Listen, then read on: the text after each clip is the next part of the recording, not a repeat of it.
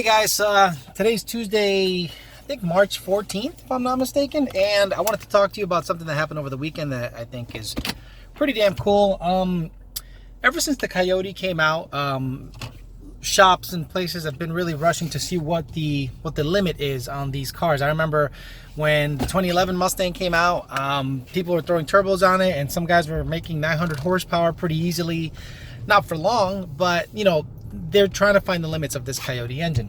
Now, fast forward to 2018, and the same thing is happening with the 18 version, or the Gen 3 if you want to call it, the third generation Coyote motor, 2018 Mustang, and the new 10R80 transmission. Like, what are the limits that, you know, people are reaching, and what kind of performance are we getting out of it? So I've been mentioning this name a lot because, plain and simply, he's at the forefront of what's new, and he's probably the only guy out there really pushing the 18 Mustang stuff as far as he is. Manuel Gomez and the guys over at Midnight Performance, along with Aldo welds, making a turbo kit for his 2018 Mustang, have really done something crazy in my opinion.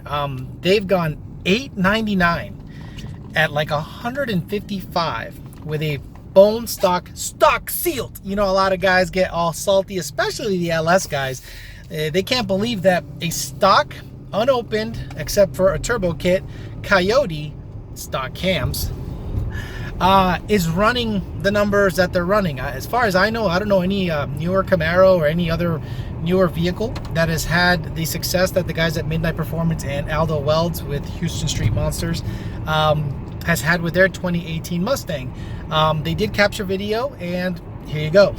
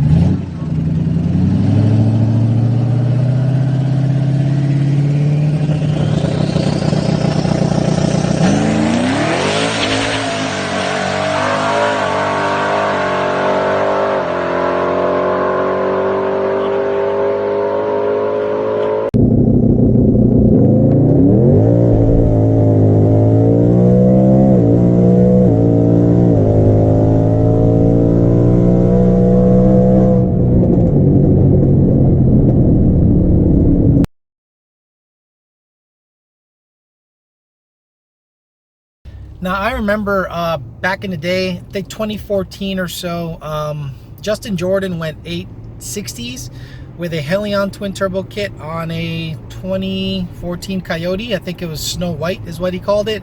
But this 18 Mustang is a completely different animal.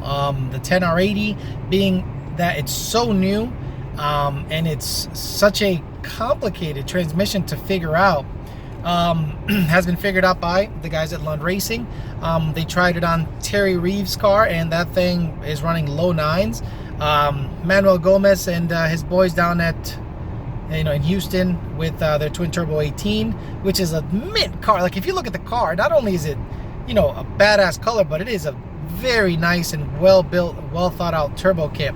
So much so that you know, the guys at Lund Race looked at it real closely, and they're like, man, we'd like to have some of that, but that's yet to be determined, because their 2018, the Lund Racing Black 2018 Mustang, just received a new Whipple supercharger, one of those upside down jobs where the intercooler is at the top, and they got it running and driving today. Actually, I saw them post up some videos of doing some watt pulls, and I'm sure that'll be at the track probably this weekend, because they don't fuck around with that shit. They want to be out there and running some good numbers with it, and see how far the 2018 Mustang engine and transmission can go with a positive displacement supercharger. So now you guys kind of understand my reasoning, wanting to go back to Lund Racing, because they're at the forefront of all this stuff. They have a great dealer network for people like Manuel, people like Beefcake, Lethal, all them, Power by the Hour, all them guys who basically get new things in, and